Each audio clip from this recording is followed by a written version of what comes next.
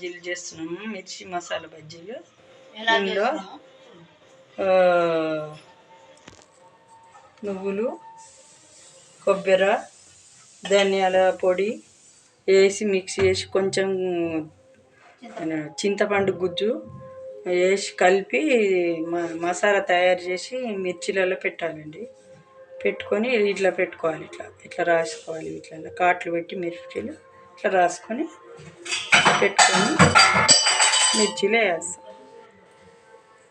మిర్చిలు వేయాలి. చూపిస్తాను.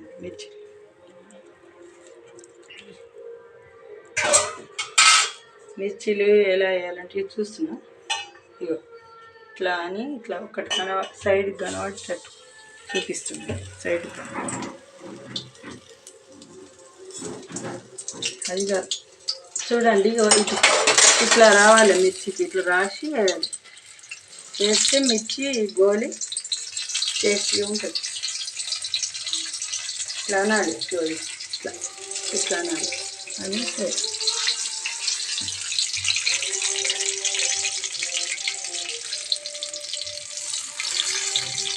మిర్చి ఇట్లానే అది ఇట్లా అని వేస్తే బాగుంటుంది. మిర్చి గోలి మిర్చితో సహా తింటే కమ్మ ఉంటుంది. కారం ఘాటు రాదు. కొంతనే చూడండి గోలుతున్నాయి. కిందికి మీదికి అనుకోవాలి.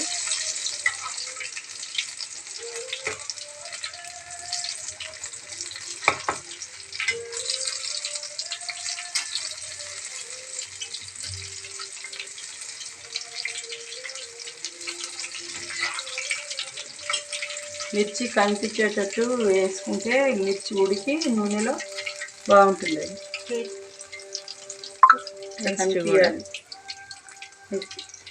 తీసేసిన